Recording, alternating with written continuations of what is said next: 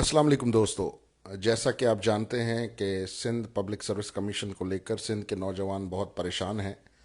और मैंने 2 दिन पहले एक लाइव स्ट्रीम किया था जिस पर भी बहुत से दोस्तों ने सवाल उठाए कि जनाब आप तो कमीशन बंद करवाने वालों में से शामिल हैं, तो अब आपको ये दर्द क्यों उठ रहा है।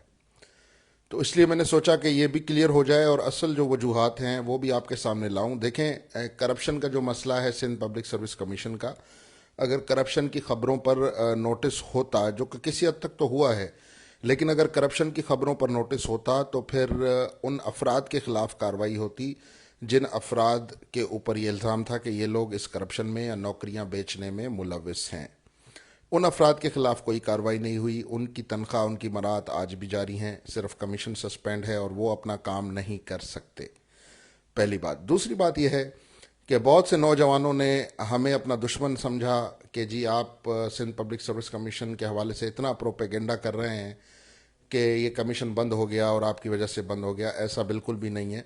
मैं आज भी कहता हूं कि कोई प्रोपेगेंडा नहीं हुआ है, फैक्ट्स पे बात हुई है जितनी भी बात हुई है। और अब 2013 की कमीशन पहले कैंसिल हुई, फिर 2018 का जो कमीशन का एग्ज़ाम है वो नल एंड वाइड हो गया है। तो इससे ये तो इस्टेब्लिश होता है कि जी हमारी जो करप्शन के हवाले से खबरें थी वो गलत नहीं थी। करप्शन एग्जिस्ट करती है, इदारे में करती थी। अब एक तीसरा केस जो कि बड़ा इंपॉर्टेंट केस है वो है 2003 का कमीशन। 2003 का कमीशन 2005 में गालिबन उसका नतीजा आया, जिसके बाद ये ह्यू एंड क्राई शुरू हुई कि यहाँ पे अकरबा परवी हुई है, सीटें बेची गई हैं। 2008 में मुतासर उम्मीदवार जो है वो कोर्ट गए।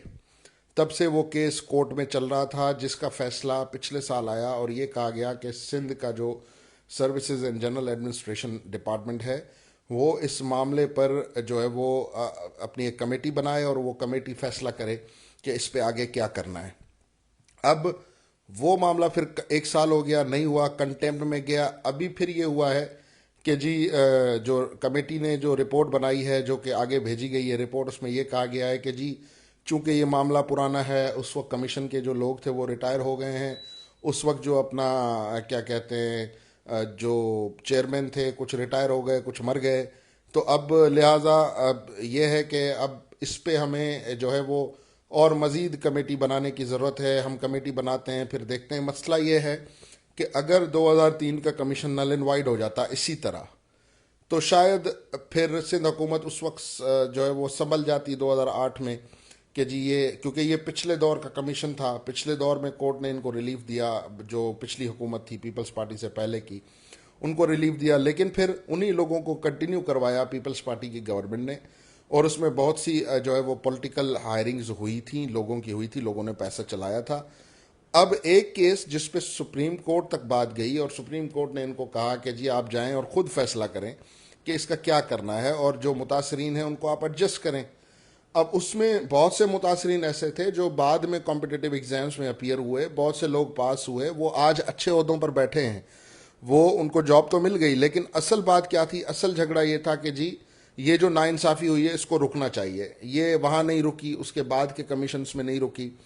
फिर 13 में पहली बार जो है वो पूरे का पूरा जो कमीशन का एग्ज़ाम है वो रद्द हुआ, मुस्तरद हुआ, कोर्ट की तरफ से नल एंड वाइड हुआ। लेकिन उसके बावजूद भी कमीशन में काम करने वाले लोग सुधरे नहीं। उन्होंने हर एग्ज़ाम में, हर नौकरी में अपनी ये प्रैक्टिस जारी रखी, वो किसी भी महकमे का हो, सिर्फ सीसी की बात नहीं हो रही है। जब कोर्ट ने 2018 के कमीशन का मामला उठाया तो उसमें बाकायदा केस चला, जो मुतासरीन थे उनको सुना गया, कमीशन को पूरा मौका दिया गया। अब कमीशन कहती है कि जी हमारा तो जवाब ना फैसले में आया, ना हमारा जवाब सुना गया, जबकि अगर देखा जाए तो कमीशन को बारहा मौका दिया गया। चले जी मान लेते हैं अदालत ने आपको नहीं सुना, अब आप उसको चैलेंज करने के लिए सुप्रीम कोर्ट में भी गए हुए हैं, फेयर इनफ, ये एक लीगल राइट है। लेकिन इस पूरे मामले में जो सिंध सरकार की कारकर्दगी है उसको जांचने की बड़ी शदीद ज़रूरत है। वो ये है कि नौजवान कह रहे हैं कि जी हमारी उम्र ढलती जा रही है, हमारी जो एज रिलैक्सेशन है गवर्नमेंट की वो भी शायद ये लास्ट ईयर है, तो उम्र भी हमारी ढलती जा रही है, वक्त भी हमारा ज़ाया हो रहा है। करप्शन नौजवानों ने नहीं की, ना पास होने वालों ने की। उन्होंने नौकरियां खरीदी, एक अपॉर्चुनिटी थी, उन्होंने उसको अवेल किया। करप्शन की इदारे में बैठे लोगों ने, और सज़ा दी गई किसको? उन लोगों को जो मेहनत करके आगे आए। मुझ पे भी इल्ज़ाम लगा कि जी आप उनके खिलाफ हैं। देखें, मैं कभी भी मेहनती नौजवानों के खिलाफ नहीं हूँ। ये हमें ये लाइन ड्रॉ करनी चाहिए कि हमारे जो जो इदारे जिनमें करप्शन के शवायद मौजूद हैं, सिंध सरकार को उनको ठीक करने की ज़रूरत है। जिन लोगों के ऊपर उंगलियां उठती हैं उनको इन्वेस्टिगेट करने की ज़रूरत है।